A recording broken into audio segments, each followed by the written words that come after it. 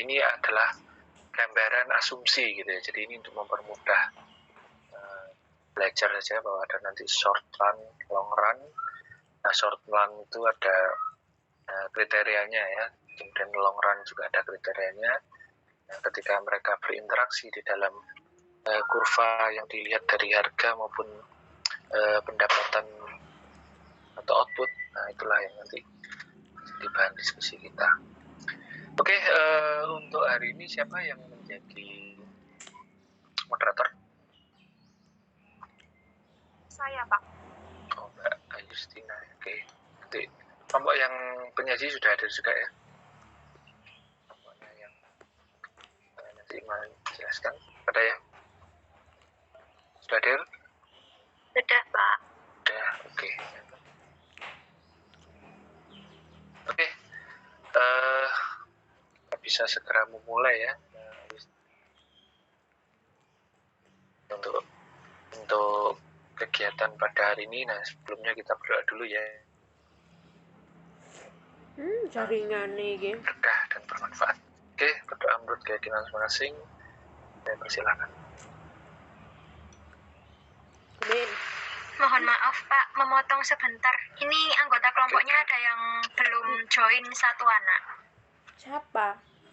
Yang tanya. Posisinya di mana? Masih belum tahu, Pak. Nggak tahu, di WA bisa. Coba dikontak dulu aja. Siapa ini, Mbak? Yang halo? Iya, Pak. Abdul Aziz. Abdul Aziz. Mungkin teman-teman yang kenal Abdul Aziz bisa dikontak. Takutnya ada apa-apa gitu, kita nggak tahu. Oke ya, ini sambil kita nunggu temannya ya, ini sedikit sharing aja ya untuk fluktuasi ini.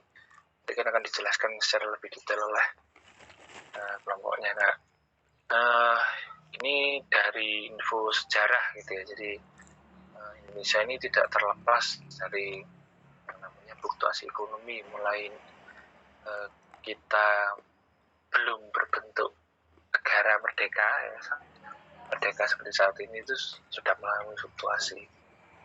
Zaman kolonial dulu ya juga sudah ada ya kondisi-kondisi ekonomi yang muncul. Nah, ketika Indonesia merdeka apalagi ya, negara baru dengan posisi politis yang baru, tentunya fluktuasinya akan kembang. Nah, nanti tolong nambah HP ini, ada banyak sekali faktornya, nanti semoga sudah dijelaskan oleh kelompoknya. Terus kemudian berkaitan dengan nanti ada hubungannya sama yang namanya aktivitas ekonomi terbuka gitu ya. Perekonomian terbuka itu ada juga ya. Apa nih? Batas data seluler Anda engkon. Oke, Mbak Eva gimana? Mbak Alia sudah munculkah? Ya lah, izinkan ya. Belum, Pak. Itu tadi saya telepon berdering tapi nggak diangkat. Orai. Apa yang bos? Karepmu. Saya buat wis. Maaf merepotkan. Bu, boleh, Bu. Iya. Coba di kontak aja. Kita tunggu aja deh, mungkin 5 menit lah ya sambil kita diskusi lebih lanjut. Oh iya, ini ada info juga ya. Ini kalian angkatan 2000 berapa? 21 ya, 2021. Ada yang ikut HMC nggak di sini? Atau himpunan mahasiswa? Nggak ada. Saya, Pak. Oh, Amira. Kamu ikut, Mbak? Kepengurusan tahun ini ya? Iya. Sama ada April, Aisyah, Ajis, Arya. Oh, di kelas ini ya? Iya. Oke.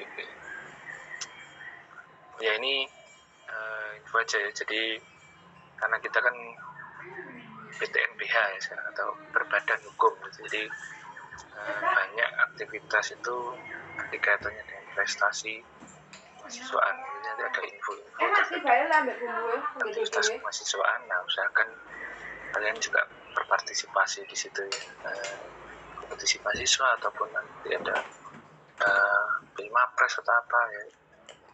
Mumpung kalian masih proses belajar, kalau bisa join kegiatan-kegiatan itu ya. Paling enggak tujuan awalnya nggak usah menang ya, tapi pengen tahu peta kegiatannya seperti apa nanti, karena depan insentif terkait dengan mahasiswa yang berprestasi itu cukup besar gitu ya. Siapa tahu nanti bisa nambah canggung atau satu kalian kan lumayan. Jadi kalau ada info-info coba cari tahu ya, paling enggak untuk pengalaman, karena kalian ini baru semester ini berapa ini semesternya? 2 ya? Semester 2 ya, masih ada semester berikutnya. Nah, usahakan ya, ini syarat saja sih untuk saya sekarang. Banyak terkait dengan prestasi mahasiswa itu ya, juga arahnya ke beasiswa ya. Beasiswa tiap tahun itu pasti ada, ya cuma bisa dilihat karena ini ada nggak kegiatan prestasi baik akademik maupun non akademik. Usahakan gitu ya, mumpung kalian masih awal-awal. Oke, sudah datangkah Mas Aziz?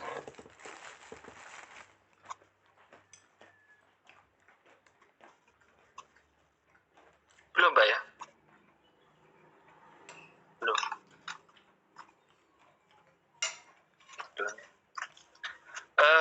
Atau gini aja deh, kalian sampaikan aja deh, kita mulai aja nanti biar nyusul gitu ya, gimana Mas? Kalau enggak, kita mulai nanti malah nggak tersampaikan gitu ya. Mas Abdul Aziz biar menyusul. Ini ketua kelas kalian dah ya?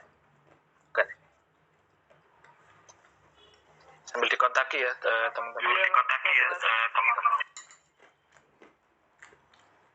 Oke deh, kita mulai saja. Saya serahkan ke Mbak Moderator Ayustina, silakan untuk memulai kegiatan pada. Nak sebenarnya ya. Oke, silakan. Pak, terima kasih. Assalamualaikum warahmatullahi wabarakatuh. Waalaikumsalam warahmatullahi wabarakatuh. Perkenalkan, nama saya Yustina Jayaningrum, perwakilan dari kelompok 6 yang akan menjadi moderator pada pagi hari ini. Yang presentasi sekarang adalah kelompok 6 yang beranggotakan Abdul Aziz, Adi Eva, Ahmad Alfian, dan Alia Husnia Azhara yang akan menjelaskan tentang fluktuasi ekonomi. Oke, waktu dan tempat dipersilakan untuk kelompok 5. Sekarang mohon izin share screen yang di-share screen-kan oleh Almira.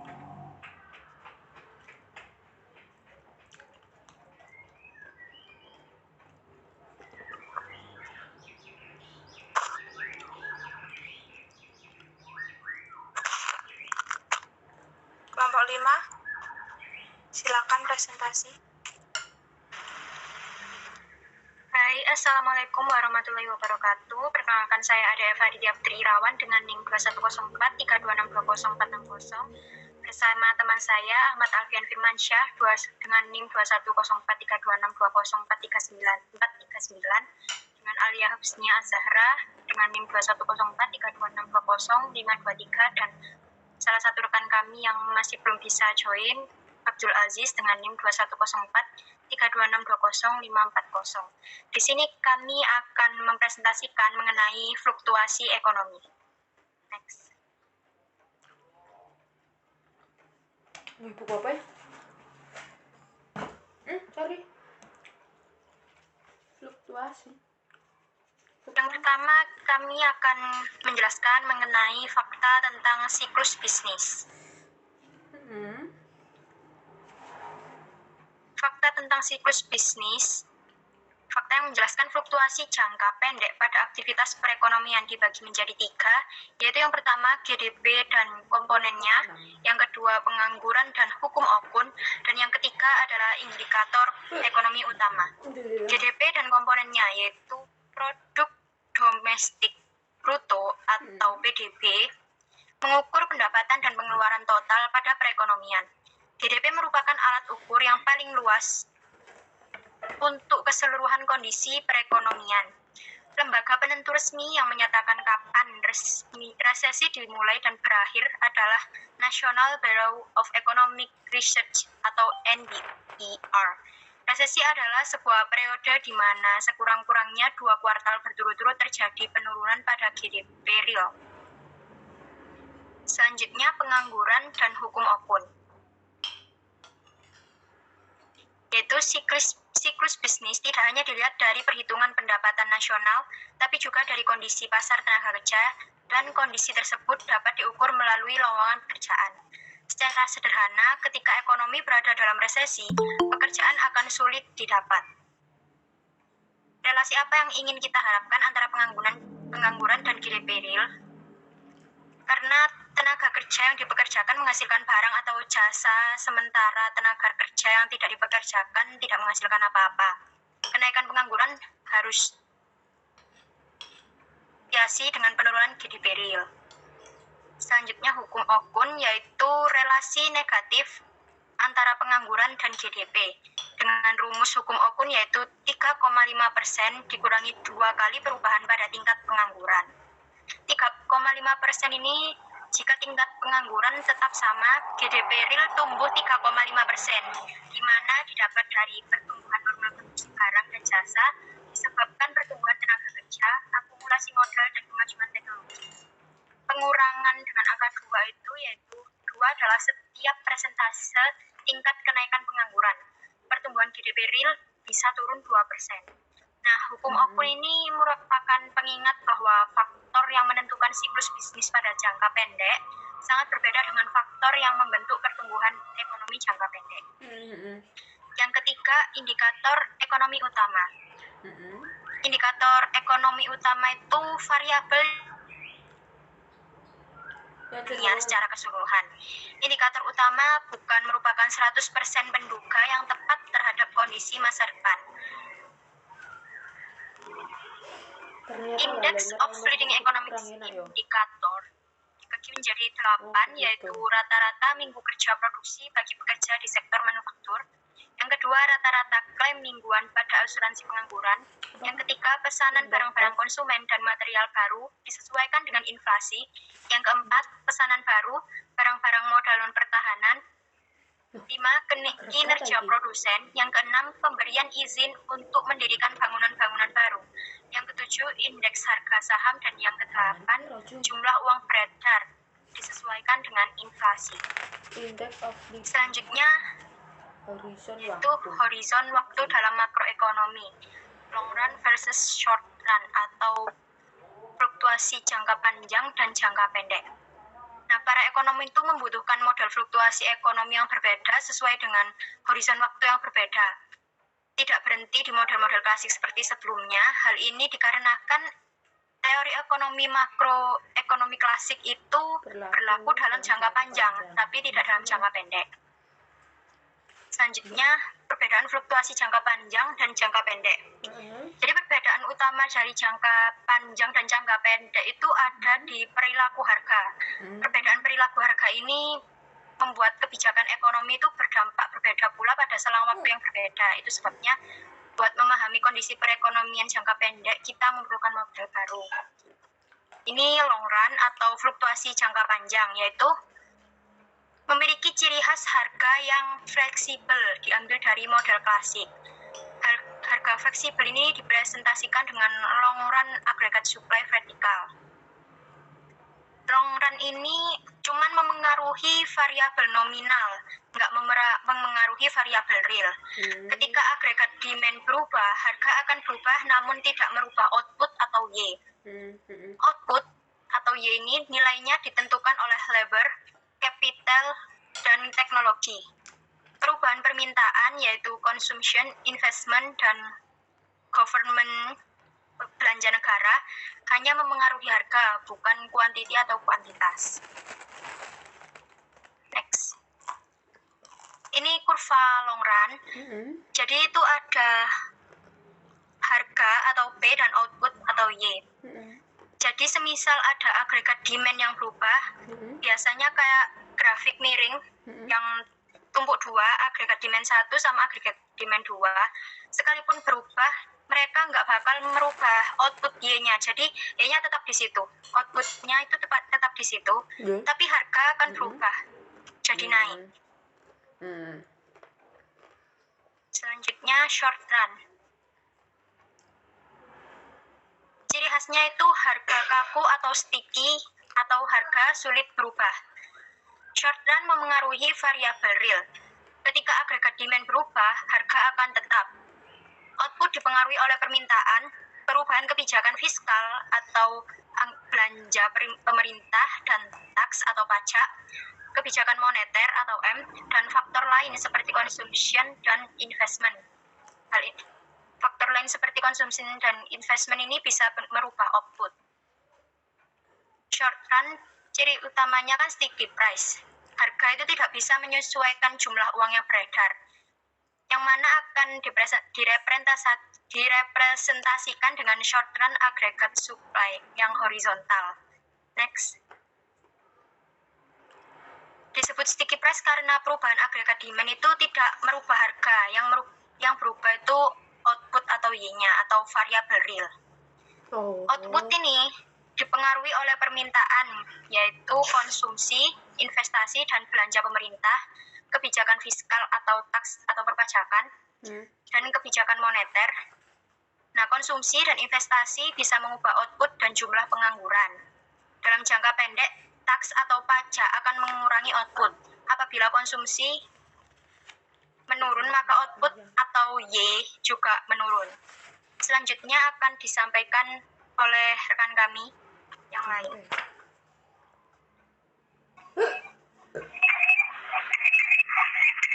Izin saya akan menjelaskan soal materi permintaan agregat. Permintaan agregat atau yang kita sebut dengan agregat demand adalah nilai seluruh permintaan pada seluruh jenis produk barang dan jasa yang dibuat dalam suatu periode tertentu. Dan nilai permintaan yang terdapat di dalam agregat ini akan dinyatakan dalam wujud nilai keseluruhan yang digunakan untuk produk barang dan jasa tersebut hingga level harga yang lebih spesifik dan pada periode waktu tertentu. Ada beberapa hal yang mencakup agregat demand. Yang pertama yaitu seluruh barang konsumsi, kedua yaitu barang modal yang digunakan untuk proses produksi, ketiga kegiatan ekspor impor, dan yang terakhir yaitu program pembelanjaan pemerintah negara. Permintaan agregat ini juga bisa dihitung dalam jangka waktu yang panjang, yang sering disebut dengan PDB atau permintaan domestik bruto. Bila PDB ini akan menggambarkan nilai total dan juga barang yang dibuat, maka agregat demand akan mewakili keinginan pada barang dan juga jasa. Yang materi selanjutnya yaitu beberapa faktor yang mempengaruhi permintaan agregat. Yang pertama yaitu perubahan suku bunga. Perubahan suku bunga ini sangat mempengaruhi dari grafik permintaan agregat. Naik atau turunnya nilai suku bunga mampu mempengaruhi keputusan yang dibuat oleh setiap konsumen dan para pembisnis. Menurutnya, suku bunga akan berdampak pada menurunnya biaya pinjaman untuk barang yang berharga, seperti keperluan rumah tangga, kendaraan, dan juga rumah. Untuk faktor yang kedua yaitu tingkat pendapatan dan kesejahteraan masyarakat. Ini juga sangat berpengaruh terhadap permintaan agregat. Saat pendapatan nasional memang sedang meningkat, maka pendapatan setiap rumah tangga akan turut meningkat.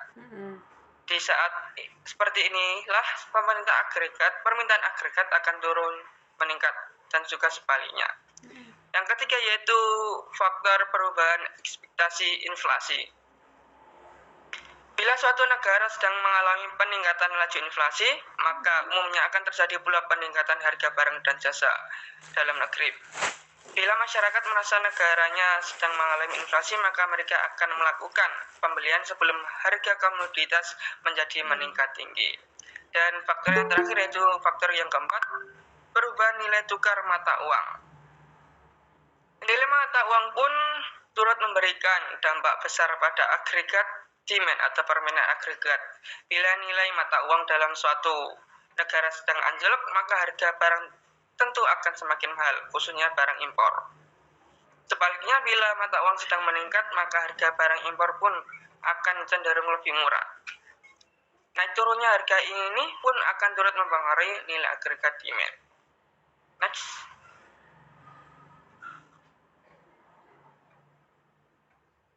Yang ketiga yaitu komponen permintaan agregat. Di sini komponen permintaan agregat terdapat 4 komponen. Yang pertama yaitu konsumsi. Konsumsi mampu mewakili tingkat pengeluaran rumah tangga untuk barang dan juga jasa. Hal penentu yang paling utama dari komponen yang satu ini adalah pendapatan disposable atau pendapatan setelah pajak atau pendapatan sekali guna. Yang kedua yaitu komponen investasi. Investasi adalah pembelian produk barang atau jasa yang dilakukan oleh pembisnis. Pembelian ini umumnya digunakan untuk modal fisik yang sangat paling penting untuk keputusan investasi inti tergantung pada tingkat keuntungan yang diharapkan dan juga biaya pendanaan. Yang komponen yang ketiga itu pengeluaran pemerintah. Pengeluaran pemerintah dianggap sebagai variabel eksogen. Kondisi itu terjadi dikarenakan berbagai variabel ekonomi di dalamnya tidak mampu mempengaruhi keputusan pengeluaran. Dan komponen yang terakhir yaitu yang keempat, ekspor bersih. Nilai ekspor bersih adalah nilai ekspor yang sudah dikurang dengan impor. Ekspor adalah permintaan dari pihak luar negeri untuk produk dalam negeri, sedangkan impor adalah permintaan domestik untuk produk dari luar negeri. Komponen ini ditentukan dari pendapatan dan juga harga yang relatif antara ekonomi domestik dan juga dunia. Next, materi selanjutnya. Materi yang keempat yaitu cara menghitung permintaan agregat. Dalam menghitung standar agregat demand atau permintaan agregat yaitu rencana biaya pengeluaran untuk produk barang atau jasa yang disimbolkan dengan huruf C. Kemudian dari rencana pengeluaran yang digunakan untuk investasi dengan dilambangkan huruf I. Kemudian pengukuran anggaran pemerintahan dengan disimbolkan dengan huruf G. Dan kemudian kegiatan ekspor dengan huruf X dan kegiatan impor sama dengan M. Dan jadi rumusnya adalah sama dengan AD sama dengan C plus I plus G plus X dikurangi M. Next. Dan ini contoh soal dari permintaan agregat. Diketahui disposable income atau tingkat konsumsi dalam suatu negara dalam 1 tahun tercatat sebesar 20 triliun. Nilai investasi yang masuk dalam adalah 35 triliun. Adapun pengeluaran yang dibuat pemerintah adalah sebesar 50 triliun. Apabila pendapatan luar negeri negara tersebut adalah sebesar 15 triliun, sementara nilai impornya adalah 20 triliun. Maka dengan mengabaikan faktor lainnya, hitunglah total permintaan agregat dengan agregat negara tersebut. Sudah disilakan bahwa hasilnya adalah 100 triliun. Next, materi selanjutnya.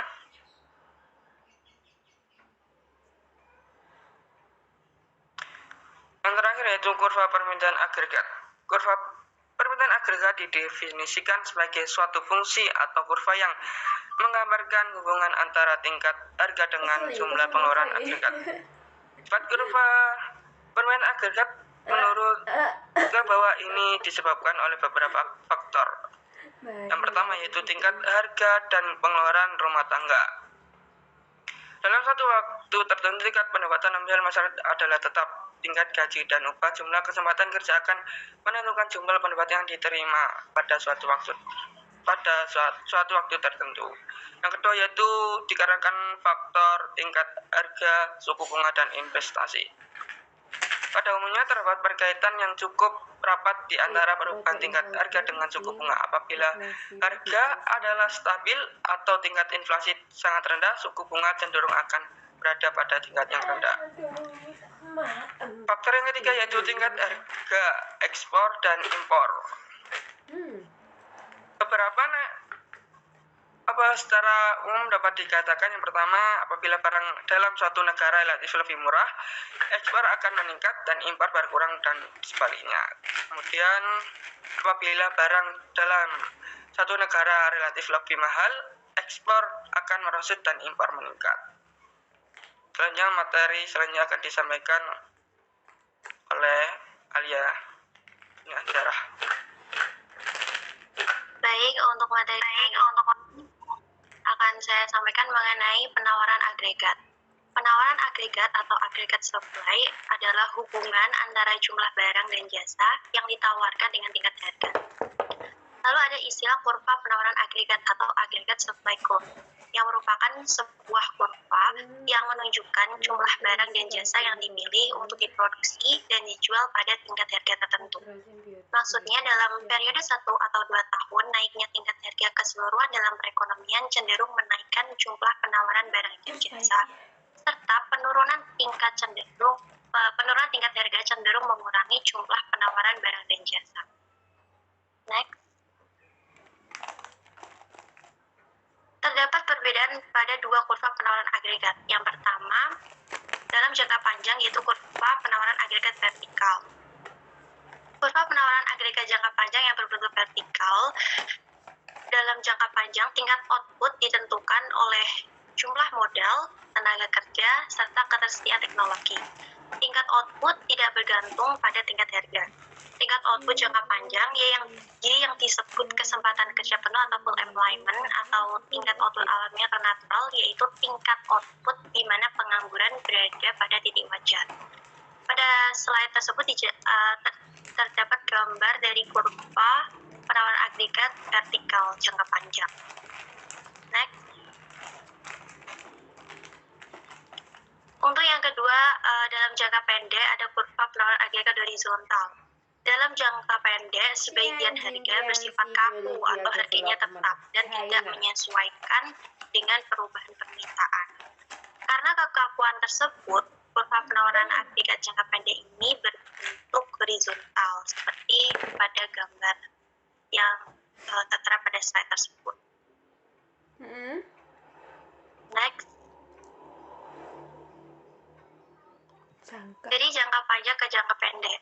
Dari kedua materi kurva yang saya sampaikan tadi dapat disimpulkan selama periode waktu yang panjang, harga-harga bersifat fleksibel. Maka kurva penawaran agregat adalah vertikal dan perubahan permintaan agregat mempengaruhi tingkat harga tetapi tidak outputnya. Sedangkan selama periode waktu yang pendek, harga-harga itu bersifat kaku. Kurva penawaran agregat adalah berbentuk datar atau horizontal, dan perubahan permintaan agregat mempengaruhi output barang dan jasa perekonomian. Pada slide tersebut di sebelah kiri terdapat pergeseran permintaan agregat dalam jangka panjang, di mana penurunan jumlah uang beredar yang bergeser ke bawah dari AD1 ke AD2 dengan equilibrium untuk perekonomian yang bergerak dari titik A ke titik B. Dalam kurva penawaran agregat jangka pendek yang berbentuk vertikal, terdapat penurunan permintaan agregat yang mempengaruhi tingkat harga tetapi tidak dengan tingkat outputnya. Untuk gambar yang di sebelah kanan terdapat pergeseran permintaan agregat dalam jangka pendek. Penurunan jumlah uang beredar menggeser kurva permintaan agregat ke bawah dari AD1 ke AD2 dengan equilibrium perekonomian yang bergeser dari titik A ke titik B. Karena kurva penawaran agregat yang berbentuk horizontal dalam jangka pendek, maka penurunan permintaan agregat ini mempengaruhi tingkat output. Next. Equilibrium dalam jangka panjang, perekonomian dengan sendirinya berada pada perpotongan kurva penawaran agregat jangka panjang dan kurva permintaan agregat. Karena harga-harga telah disesuaikan pada tingkat ini, maka kurva penawaran agregat jangka pendek juga memotong titik ini, seperti pada gambar pada slide tersebut. Next. Enak. Selanjutnya penurunan dalam permintaan agregat. Perekonomian dimulai dalam ekonomi jangka panjang yang terdapat pada titik A. Ah. Penurunan permintaan mungkin disebabkan penurunan perputaran uang yang menggerakkan perekonomian dari titik A ke titik B, di mana output berada di bawah tingkat alamiah. Ketika harga turun, perekonomian berangsur-angsur keluar dari resesi yang menggerakkan dari titik B ke titik C. Baik, untuk materi selanjutnya akan disampaikan oleh rekan kami. I see. Terima kasih. Bersama. Selanjutnya saya akan menjelaskan tentang Ada. saya akan menjelaskan tentang kebijakan stabilisasi.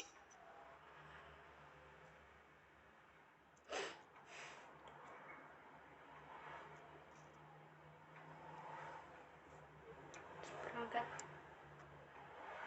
stabil. Kebijakan stabilisasi adalah seperangkat instrumen fiskal dan moneter yang diterapkan oleh penguasa dan pemerintah untuk mengendalikan tingkat inflasi dan pengangguran dalam suatu perekonomian.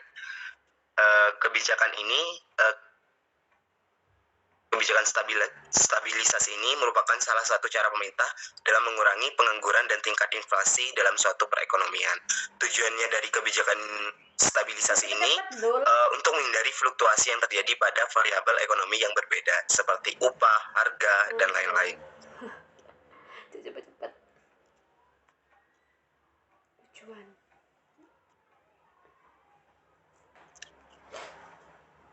Di antara tujuan yang dikejar oleh penerapan kebijakan stabilisasi, hal-hal berikut yang harus disorot. Yang pertama itu pekerja penuh, yang kedua itu pertumbuhan dan pembangunan ekonomi, dan yang ketiga itu stabilitas harga, dan yang keempat keseimbangan ekonomi, dan yang terakhir yaitu distribusi pendapatan dan kekayaan. Next slide. Jenis-jenis kebijakan stabilisasi. Dalam jenis-jenis kebijakan stabilisasi ada dua alat kebijakan stabilisasi. Yang pertama yaitu kebijakan fiskal, dipelopori oleh kaum Keynesian, dan yang kedua adalah kebijakan moneter.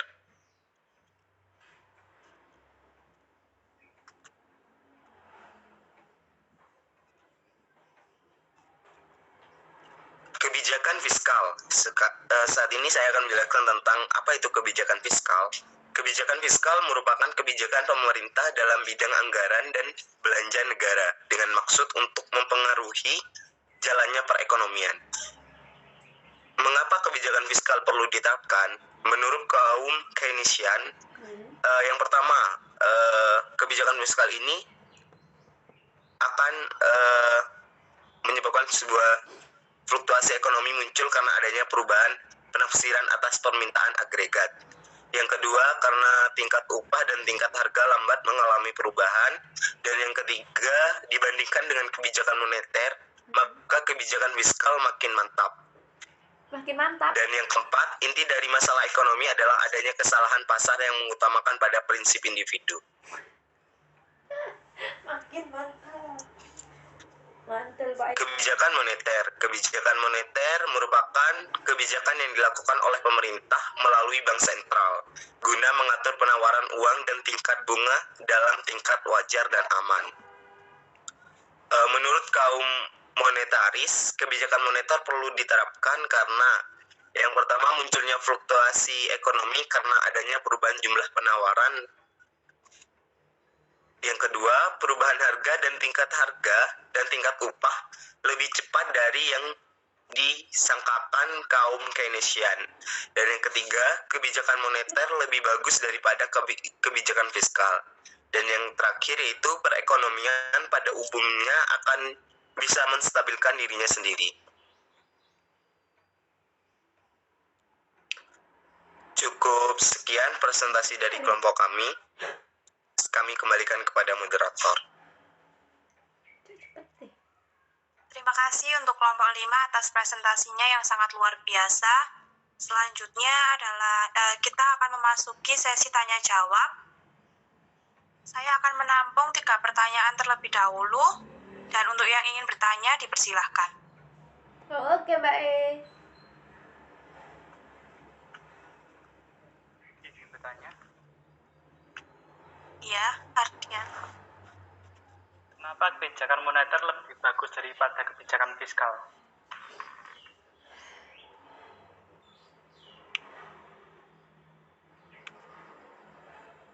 Kenapa kebijakan moneter lebih bagus daripada kebijakan fiskal itu? Terima kasih. Sama-sama. Terima kasih Ardian pertanyaannya. Mau langsung dijawab apa mau ditampung dulu? Tampung dulu aja Mbak ya.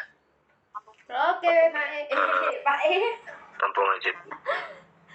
Selanjutnya ada yang bertanya?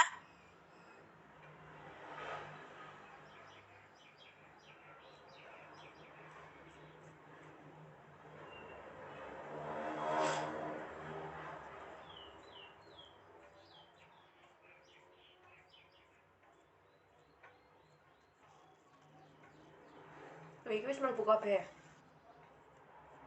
3, 2, 4, 5, 6, 7, 8, biasa. Wis mlebu kabeh ya. Tak tinggal lo ya. Kora-kora. Bibis biruna. Apa mana? Joko es. Cek pilek.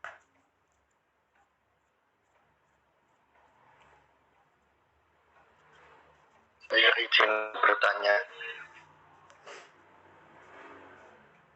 Iya Arya, silahkan. Halo. Tadi kan beberapa faktor yang mempengaruhi permintaan agregat kan salah satunya adalah perubahan nilai tukar mata uang. Nah, perubahan nilai tukar mata uang itu disebabkan oleh apa? Terima kasih. Oke, biasanya di bab sebelumnya kan. Perubahan nilai mata uang.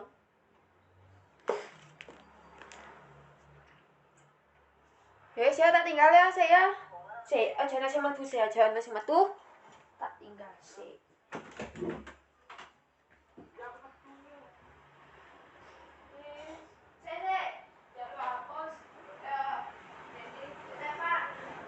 Tak kayak meneh.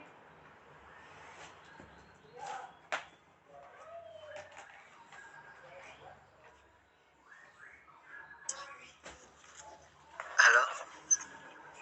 Saya ingin bertanya. Ya Adit, silahkan.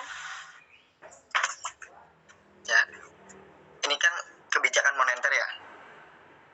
Ini berbicara tentang kebijakan moneter bahwa Bank Sentral mengatur penawaran uang dan tingkat bunga.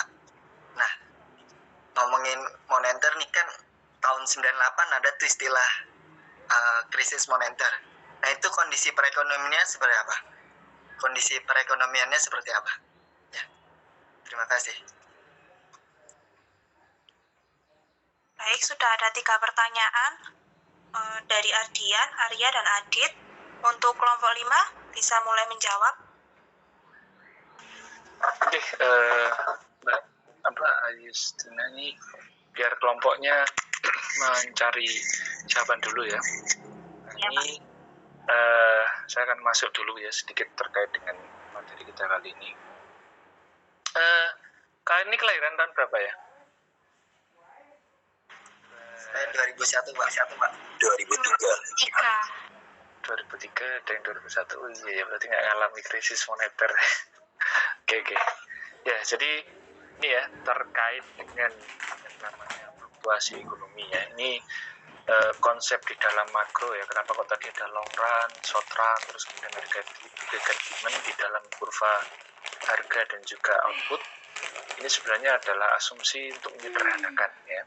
Tadi faktor-faktor yang sudah dibahas oleh kelompoknya, kenapa kok short run itu upah itu dianggap harga itu dianggap konstan ya atau tidak berubah ya, karena kalau short run ya ada very short run, ada short run ya.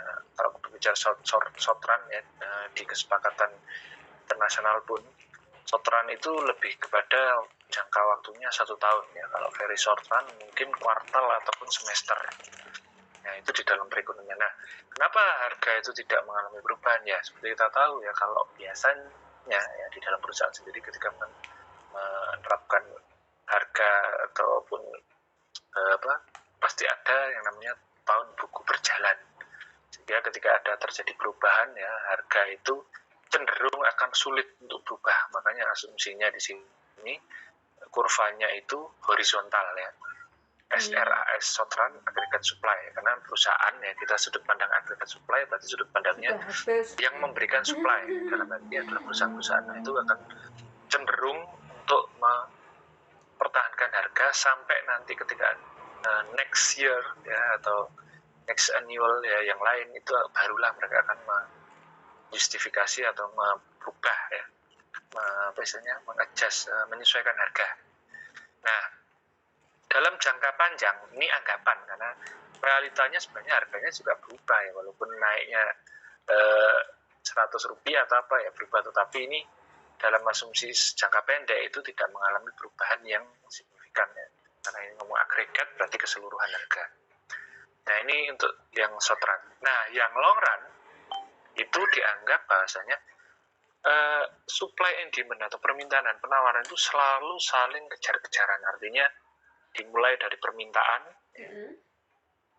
terus kemudian pasti permintaan ini akan dipenuhi oleh penawaran.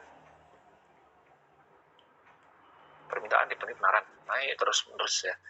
Nah, sehingga di dalam jangka panjang yang tadi disebutkan oleh kelompoknya secara nominal itu anggapannya adalah bahwa kondisi supply and demand-nya atau output yang dihasilkan itu dianggap tetap.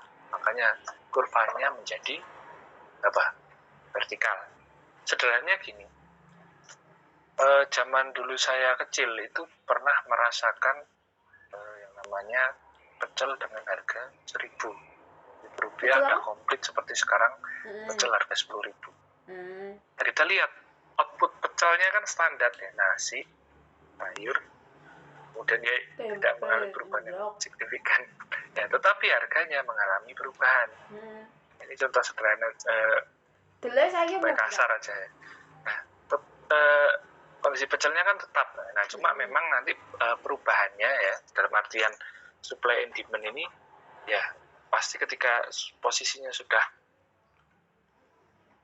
ya, diasumsikan kurvanya outputnya dianggap tetap, artinya semua orang itu kebagian gitu ya. Terus kemudian harganya lah yang mengalami perubahan.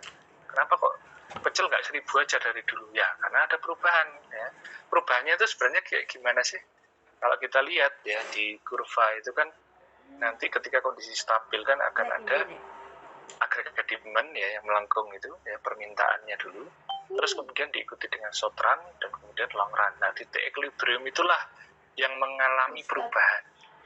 Jadi nanti AD-nya akan bergeser, akan diikuti dengan ketika terjadi geseran ini berarti ada guncangan ya, ada shock ya. Nah, diikuti oleh efek jangka pendek sehingga short run-nya akan berubah. Nah, barulah dalam jangka panjang akan mengalami perubahan, sehingga pergeseran inilah yang nanti menentukan kenapa harga pecel itu dulu pernah 1.000 tapi sekarang kok jadi 10.000. Nah, kaitannya juga nanti dengan jumlah uang beredar yang ada. Nah, itu konsep makro terkait dengan fluktuasi. Nah, tugas dari pemerintah itu apa? Menstabilkan, memposisikan ekonomi supaya terus di titik equilibrium. Makanya pemerintah tadi kalau dijelaskan di kurvanya di sini ya, kita tingkatkan permintaan dari masyarakat, atau kalau permintaannya over berarti kita perlu menambah output yang ada, jadi perlu meningkatkan supply yang ada, sehingga pemerintah melalui instrumen kebijakannya yang disebutkan di sini, fiskal, moneter, ataupun kebijakan non-fiskal. Ada satu lagi sebenarnya. Nah, ini kalau yang non-fiskal kan lebih arahnya kepada persuasi, himbauan, dan lain-lain ya. Nah, kalau yang fiskal ya melalui peraturan, moneter juga melalui peraturan, tapi lebih kepada aktivitas perbankan ya, atau keuangan di sini, yaitu moneter. Nah, ketika instrumen ini ya mereka mengatur supaya kurvanya ini saling ketemu lagi ya. Ada kondisi ketika tidak bertemu ya, itu namanya guncangan ya kalau kita bahas di fluktuasi. Nah, pemerintah tugasnya adalah mengembalikan kepada titik equilibriumnya, karena itu dianggap sebagai posisi ideal. Nah, realitanya gimana? Ya naik, ya pasti ada pergeseran. Yang biasanya sering bergeser itu ada AD sama SR-nya, SRAS-nya. Mereka saling perubahan ya, karena permintaan agregat itu pasti sangat berubah, apalagi pada waktu-waktu tertentu. Nah, ini ya mungkin nanti kelompoknya bisa menjelaskan pertanyaan Aditya, tahun krisis moneter itu seperti apa. Nanti saya akan tambahkan ya, karena saya juga mengalami kondisi tersebut. Nah, ini juga berkaitan sama pertanyaannya Mas Ardian ya, kenapa kok moneter lebih bagus? Ternyata tidak selalu. Nah, tapi nanti ya kita bahas ya. Jadi pada intinya fluktuasi ekonomi ini pasti terjadi di suatu negara. Nah, pemerintah dalam hal ini yang memiliki kuasa untuk mengatur supaya fluktuasi itu tidak terlalu menyimpang ya. Mungkin di kalau Anda ingat di pertemuan kedua atau ketiga ya, kalau nggak salah saya memberikan sebuah gambaran ya, kondisi ekonomi ideal, terus kemudian ada growth ya, ekonominya naik ya, ada peak ya, puncak, ada recession ya, penurunan, kemudian ada sampai depresi. Nah, pemerintah ya mengupayakan supaya growth itu terjadi, tetapi jangan sampai peak itu mengalami kondisi overheat. Nah, kalau kondisi overheat nanti masalahnya adalah di ketimpangan ekonomi ya. Nah, makanya diredam. Tetapi kalau meredam pun jangan terlalu lambat ya, karena nanti kita butuh growth ya, atau butuh pertumbuhan ekonomi. Realitanya ya, ketika ngeremnya terlalu bisa menyebabkan kondisi depresi, apalagi ketika ngerem ditambah dengan tubrukan. Apa yang terjadi? Pasti ekonominya kan berhenti. Ya, karena Anda naik mobil itu loh ya. Kalau kita mau dari satu titik, katakanlah dari Malang ke Surabaya, Anda kan mesti mengendalikan mobil itu ya. Pada saatnya, wah jalannya lowong nih, kita ngebut tapi ketika nanti ada mungkin hujan atau apa, ya Anda harus mengurangi kecepatan. Nah, mengurangi kecepatan, jangan terlalu lambat, nanti bisa-bisa ada dari belakang akan ya ada dorongan gitu ya, atau ada yang ngelakson atau apa, nah Anda stabil aja. Nah, ada kondisi ketika kita ngerem ada sesuatu terjadi ya, shock di dalam perekonomian ya, atau di jalan itu ya, tiba-tiba ada orang nyebrang atau apa ya, shock di dalam ekonomi. Anda ngerem nggak bisa, malah nabrak. Nah, apa yang terjadi? Anda semula mau dari Malang ke Jakarta, ternyata di tengah jalan Anda berhenti. Nah, kondisi ini juga pernah terjadi waktu Indonesia waktu itu ya, krisis moneter itu Indonesia nabrak, tetapi mobilnya masih bisa jalan, tapi lambat. Ya, itu analogi sederhananya saja. Nah, itulah yang tugas pemerintah nanti, yaitu ketika misalnya mobil perekonomiannya mulai rusak, ya diperbaiki ya dengan instrumen yang ada sehingga kembali ke jalur yang benar. Gitu ya. Nah, apalagi sekarang nih, kemarin setelah ekonomi dunia terganggu gara-gara perang dagang Cina sama Amerika ya. Nah, terus kemudian ada corona, ya, itu shock juga ya dalam perekonomian. Ditambah sekarang ada yang iseng main perang-perangan gitu ya di daerah utara. Nah, itu juga nanti ke depan akan mempengaruhi ya. Kita walaupun jauh ya, ternyata banyak aktivitas ekonomi kita yang terpengaruh oleh dua negara tersebut ya, Ukraina sama Rusia. Ya, terutama kaitannya dengan komoditas-komoditas kita yang bisa memberikan devisa. Nanti ada hubungannya sama devisa juga. Ini kaitannya sama kurs. Nah, itu ya. Jadi memang saling berkaitan ya kompleksitasnya, walaupun kita bahas secara sederhana yang ditampilkan di sini. Realitanya kompleks sekali, apalagi ada faktor X ya, yang ketika logika ekonomi ya maupun peramalan ya, ketika harusnya seperti ini, tapi ketika faktor X itu masuk, akan berubah drastisnya. Itu biasanya kaitan sama politik ya, tapi kita nggak usah bahas itu di sini ya. Kita lebih ke konsepnya makroekonomi. Ya, seperti itu. Nah, itu ya mungkin sedikit tambahan ya untuk saya. Nah, ini 3 pertanyaan ini menarik sekali dan saling berkaitan. dibahas lebih lanjut. Saya kembalikan ke Mbak Ayustina dan kelompoknya. Silakan untuk merespon dulu mungkin jawaban-jawaban yang ada.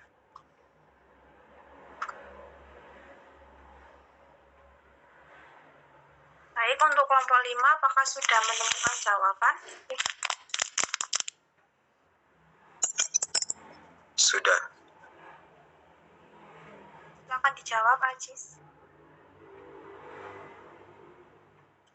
Baik, terima kasih Justina selaku moderator. Izinkan saya untuk menjawab pertanyaan dari Mas Ardian. Mengapa kebijakan moneter lebih baik? Sebelum kita berbicara kenapa kebijakan moneter lebih baik, terlebih dahulu kita mengenali kebijakan moneter dan kebijakan fiskal. Kebijakan moneter dan kebijakan moneter itu lebih mengarah kepada kebijakan yang dikeluarkan oleh pemerintah melalui bank sentral, sedangkan kebijakan fiskal itu pemerintah mengeluarkan kebijakan dalam bidang anggaran dan belanja, di mana kebijakan fiskal ini merupakan penafsiran dari perubahan atas permintaan agregat, sedangkan kebijakan moneter sendiri terhadap perubahan terhadap jumlah penawar. Sebenarnya kenapa tidak kebijakan moneter itu tidak lebih baik daripada kebijakan fiskal? Kebijakan-kebijakan ini menyesuaikan dengan keadaan suatu negara tersebut. Jadi misalkan di negara tersebut permintaan agregatnya lebih besar, maka kebijakan moneter yang kebijakan fiskal yang diterapkan. Namun jika Mas Ardian bertanya kenapa kebijakan moneter lebih baik daripada kebijakan fiskal, menurut saya itu yang pertama karena yang mengelola kebijakan moneter sendiri kan bank. Jadi keputusan-keputusan yang diambil oleh bank itu kan lebih cepat, sehingga itu yang bisa kebijakan moneter lebih baik. Kemudian karena pada umumnya perekonomian itu menstabilkan dirinya sendiri, sehingga pemerintah itu tidak perlu untuk ikut campur, sehingga kebijakan moneter ini lebih baik daripada kebijakan fiskal. Kebijakan fiskal pemerintah itu lebih ikut campur. Terima kasih Mas Ardian. Oke, ada Eva gak di mute ah? Ada yang lain yang mau menanggapi? Wah, ini ada Eva rek.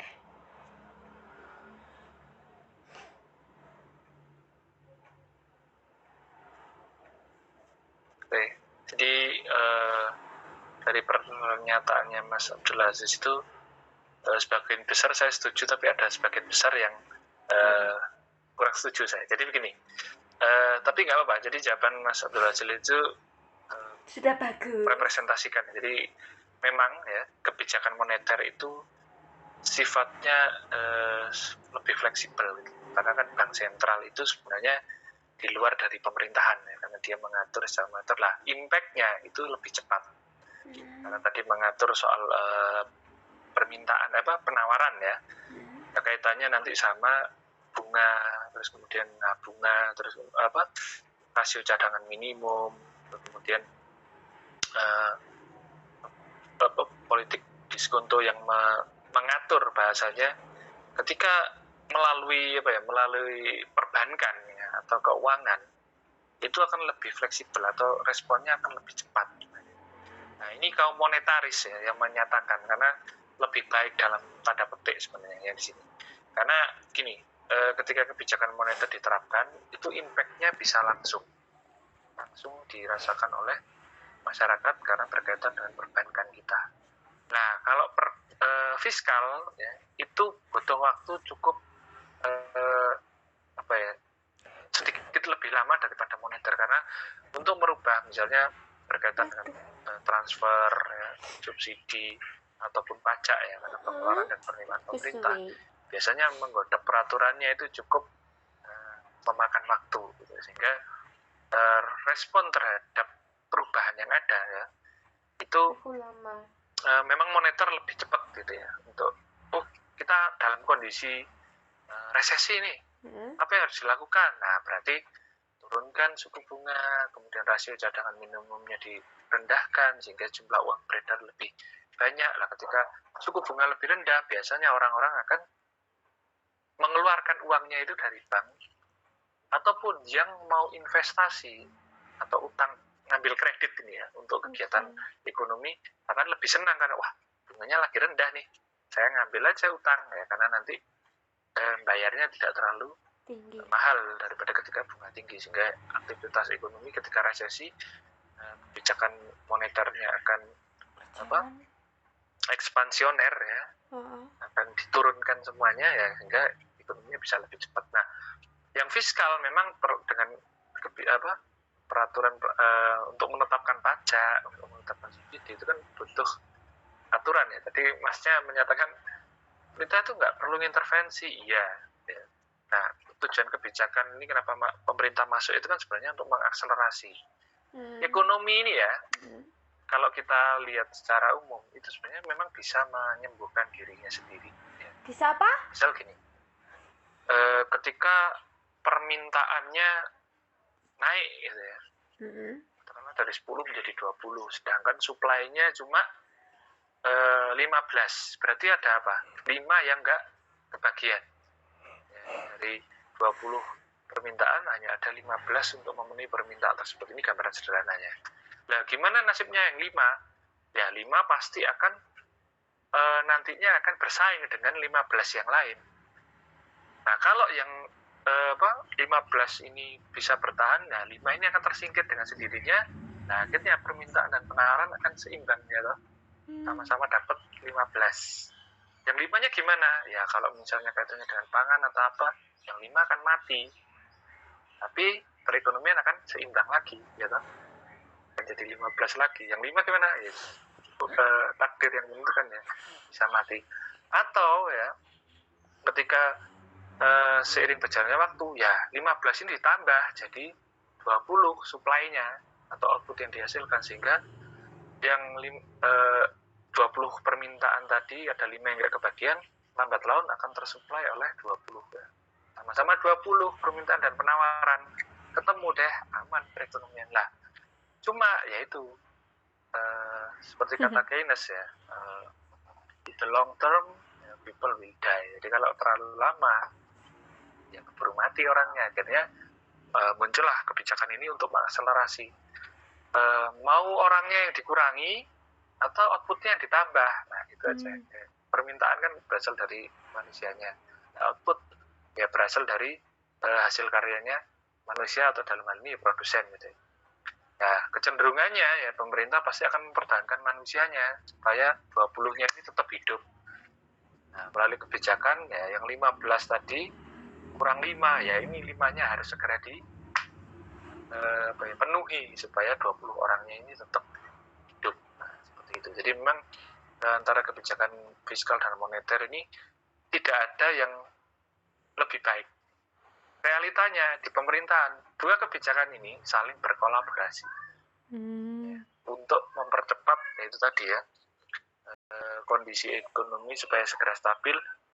Ayo moneter bergerak ya. Kalau kondisinya resesi, gunakan yang ekspansioner, diturunkan semua bunganya, diturunkan rasio cadangannya, diturunkan supaya uang yang keluar lebih banyak. Lah yang fiskal gimana?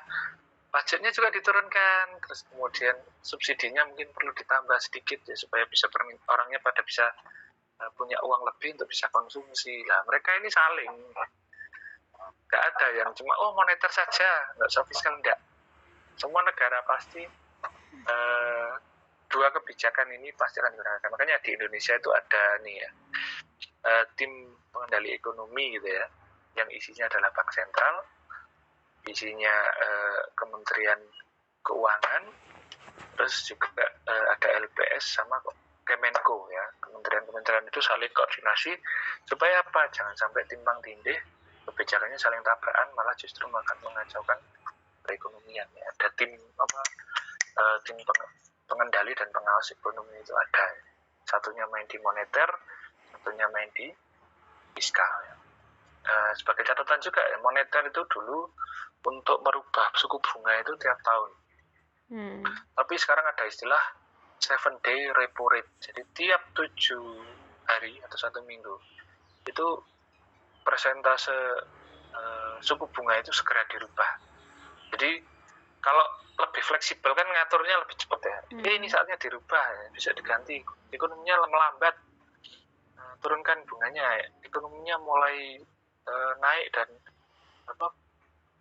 mulai panas ya, naikkan suku bunga. Nah itu jadi saling saling berkolaborasi moneter dan kebijakan. Jadi kalau pernyataan moneter lebih bagus daripada kebijakan fiskal, nah itu menurut kaum monetaris ya.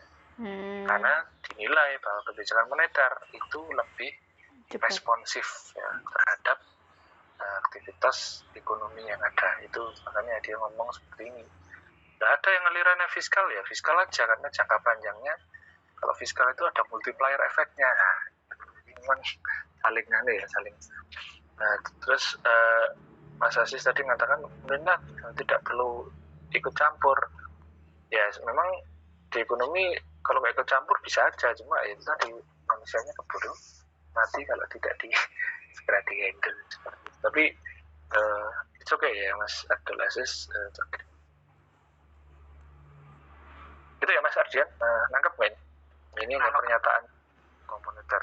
Oke, itu tambahan dari saya. Terima kasih. Silakan Mbak Agis.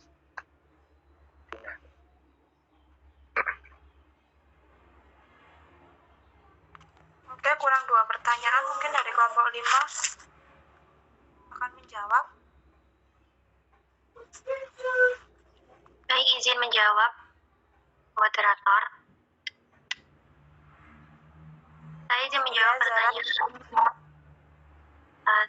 menjawab pertanyaan dari Arya mengenai penyebab dari perubahan nilai tukar mata uang. Perubahan nilai tukar suatu mata uang itu dapat terjadi karena adanya faktor permintaan dan penawaran. Secara sederhana, penguatan atau apresiasi nilai tukar suatu mata uang dapat terjadi ketika ada banyak permintaan lainnya seperti inflasi, yang mana inflasi ini dapat mempengaruhi penurunan nilai mata uang lokal. Yang kedua ada kegiatan neraca pembayaran, di mana nilai tukar mata uang bisa dipengaruhi secara langsung oleh kegiatan neraca pembayaran. Neraca pembayaran yang aktif sendiri ini mengalami peningkatan permintaan dari pihak debitur asing sehingga akan mampu meningkatkan nilai mata uang lokal. Lalu ada faktor perbedaan suku bunga di berbagai negara. Perubahan tingkat suku bunga yang tinggi pada suatu negara ini akan turut mempengaruhi arus modal internasional. Maksudnya apabila suatu suku bunga meningkat, maka akan menstimulasi modal asing yang masuk. Lalu ada juga kontrol dari pemerintah, di mana kebijakan yang ditempuh oleh pemerintah juga akan turut mempengaruhi keseimbangan nilai tukar mata uang. Terima kasih.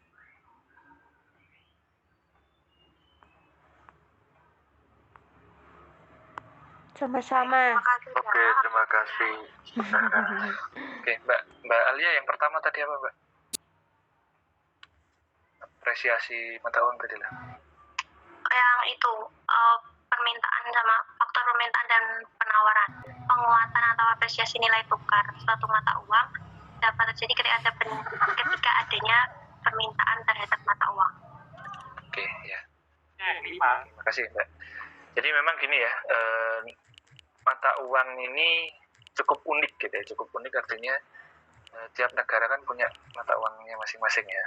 Tiap Indonesia rupiah, dolar Amerika ada di negara Zimbabwe, ada yang negara yang pakai dolar, ada euro, dan lain-lain. Nah, mata uang ini sendiri ya, itu menunjukkan nilai dari aktivitas ekonomi yang ada. Nah, memang ya ketika volumenya itu terlalu besar, biasanya ya itu akan diapresiasi negatif, artinya melemah.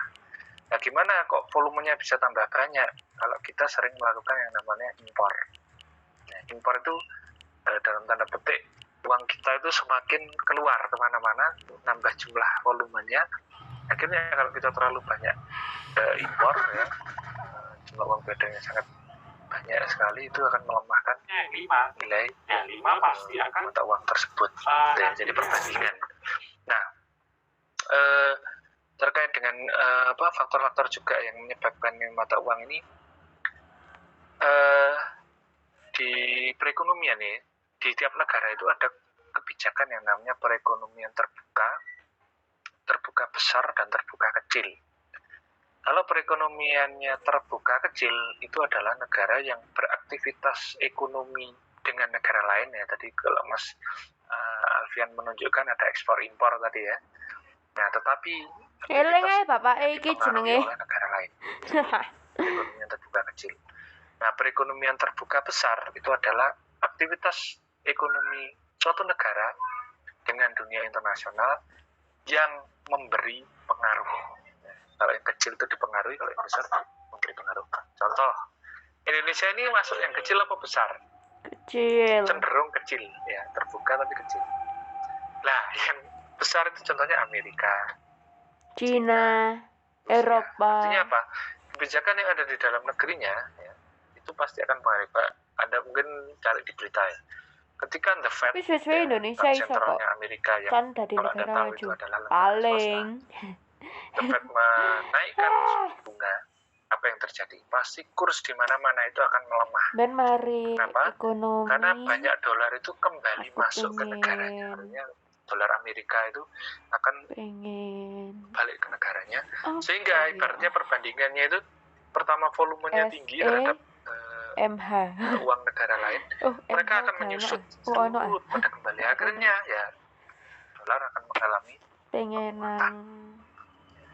Kalau sekarang ini Amerika wis, aku saya pengen kebetulan punya aplikasi yang currency itu ya, kalau Anda mungkin install itu bisa melihat ya suku bunga berhayal kamu. sekarang itu berapa sih ya. Ini sebenarnya sebuah mekanisme invisible hand ya yang muncul. Sekarang 14.382 lah. Tadi pagi 14.400. Nah, ini perubahan-perubahan ini ya muncul karena ada aktivitas ya, antar negara ya, ketika mereka melakukan perdagangan ya, terus kemudian ada cadangan devisa yang dikeluarkan, kemudian ada yang masuk. Nah, kalau semakin banyak yang masuk, biasanya akan menguat kursnya. Artinya kita lebih punya banyak nantinya alat tukar yang bisa digunakan. Nah, itu akan menguatkan perekonomian kita. Nah, kemudian berbicara soal kurs ya, di dunia ini ada yang namanya floating exchange ya, money exchange ya, ada yang fix ya, artinya kurs mata uang mengambang bebas ya, kurs mata uang mengambang terkendali, dan ada kurs mata uang tetap. Nah, tiga hal ini adalah sebuah mekanisme yang terjadi tergantung dari negaranya. Nah, Indonesia ini pernah pakai yang mana? Pernah tiga-tiganya. Tetapi sekarang ini lebih kepada kurs mengambang terkendali. Nah, kok ada kurs, apa sih maksudnya kurs mengambang terkendali? Jadi, kalau mengambang terkendali itu pemerintah menentukan batas-batas dari mata uang kita terhadap mata uang lain, terutamanya dolar Amerika. Misal nih, sekarang masih 14.000. Nah, batasnya biasanya kalau sampai nanti 15.000 akan muncul kebijakan baru ya, supaya menekan jangan sampai lebih dari 15.000. Tapi kalau selama ini masih 14.400 ya masih aman. Artinya itu masih ngikuti kan 14.400, 14.300, 14.600 masih dalam tahap yang dikendalikan. Nah, yang bebas gimana? Nah, itu memang benar-benar melepaskan, mau nilai kurs mata uang seperti apapun terserah. Ya. Nah, ada juga yang fix. Ya, yang fix itu kalau nggak salah Cina itu ya, karena mereka cadangan devisanya besar gara-gara kelakuan ekonominya ya. Cina itu kalau Anda tahu, mereka sengaja melemahkan mata uangnya terhadap mata uang lain sehingga produk-produk yang ada di dalam negaranya itu Lebih akan murah. terlihat murah bagi negara lain. Nah, ini Sehingga salah satu yang dibeli. memicu perang dagang Amerika sama Cina itu ya ini. Dia sengaja melemahkan kurs supaya apa? Tujuannya adalah produk atau output yang dihasilkan di negara itu Lebih semuanya pada lari keluar. Nah, kalau sudah lari keluar apa yang terjadi? Ya ningkat Ekspornya tinggi sekali, devisanya dari luar masuk. Makanya dia berani menentukan fix ya, money exchange ya, kurs tetap itu ya karena cadangan devisanya besar. Karena kalau cadangan devisanya besar ya dia bisa mengendalikan benar-benar mengendalikan kurs mata uang terhadap mata uang negara lain. Nah, itu yang terjadi. Jadi memang ini adalah kondisi-kondisi yang bisa diatur ya tergantung dari kalau kita kenapa kok pakai terkendali ya karena ya ada kaitannya sama ini ya output juga ya, output kita kebanyakan komoditas kita karena negara kaya sumber daya alam yang dijual adalah bahan-bahan mentah ya. Mungkin Anda pernah dengar peraturan pemerintah kemarin jangan mengekspor barang mentah ya, harus diolah paling tidak setengah jadi. Tujuannya apa? Ujung-ujungnya sebenarnya untuk menambah devisa negara. Karena gini, katakanlah nikel ya, sekilo ini contoh ya, saya nggak tahu harga aslinya. Katakanlah nikel 1.000 gitu ya. Kemudian nanti diolah menjadi misalnya panel apa untuk bahan baku baterai, harganya jadi 15.000. Menaikkan 5.000 jadi 15.000. Nah, kalau jadi baterai ya, nikel kadmium atau apa, harganya jadi katakanlah 30.000. Nah, ini kan ada selisih nih. 5.000, 15.000, 30.000.